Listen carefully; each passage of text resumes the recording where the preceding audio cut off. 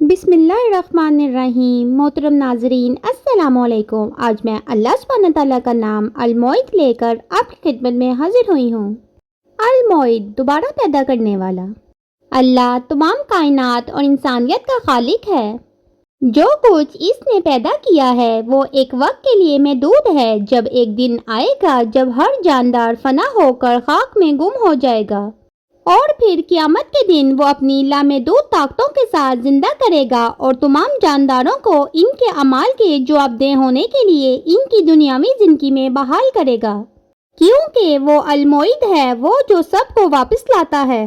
اگرچہ المعید کی صرف قرآن میں خاص طور پر ذکر نہیں کی گئی ہے، لیکن یہ قرآن کی بہت سی آیات میں ماخوذ ہے، جن میں اللہ تعالیٰ فرماتا ہے کہ اگر وہ کسی چیز کو پیدا کرنے کی صلاحیت رکھتا ہے۔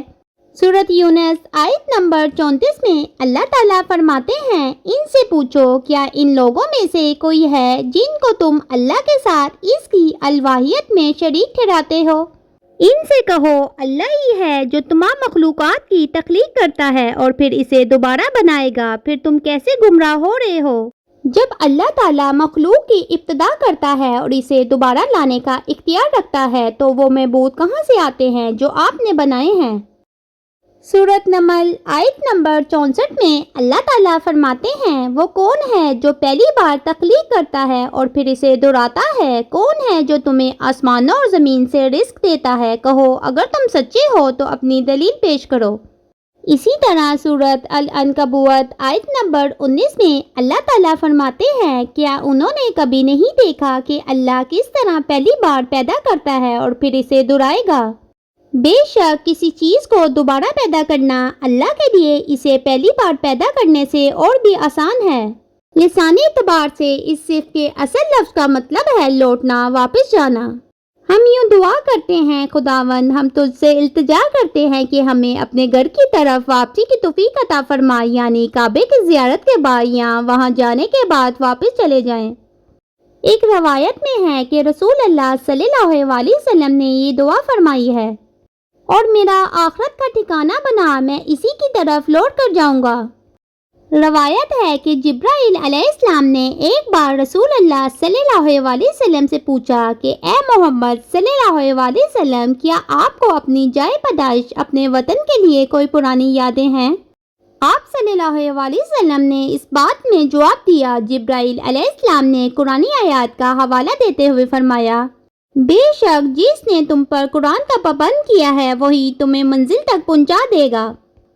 نبی صلی اللہ علیہ وسلم نے اپنی جائے پیدائش مکہ سے 623 ہجری میں مدینہ کی طرف ہجرت کی اور 630 ہجری میں اپنی فوجوں کے ساتھ فتح کرنے تک وہاں واپس نہ جا سکے، اس لیے 7 سال تک گھر سے دور رہے۔ پھر اسی طرح المعید مردوں کو زندہ کرتا ہے، وہ قیامت کے دن تمام مخلوقات کو اکٹھا کرتا ہے، ان سے پردہ اٹھاتا ہے اور ہر ایک کو اس کے کہنے اور کیے کے مطابق جزا یا سزا دیتا ہے۔ وہ ان کو آزماتا ہے کہ وہ ان نعمتوں سے کیسے گزرے جو اس نے ان کو عطا کی تھیں۔ اللہ سبحانہ تعالیٰ تمام چیزوں، ہستیوں کے ساتھ ساتھ بے جان چیزوں کو بھی ختم کر دے گا، پھر انہیں دوبارہ وجود میں لائے گا۔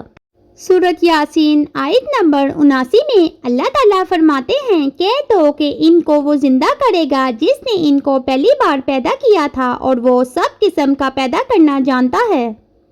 ہمیں ہر چیز کے بارے میں اللہ سبحانہ تعالیٰ کی طرف لوٹنا چاہیے، اور ہمیں یہ ذہن میں رکھنا چاہیے کہ اللہ نے ہمیں اس وقت پیدا کیا جب ہم کچھ بھی نہیں تھے، وہ ہماری تقدیر کا تعین کرتا ہے۔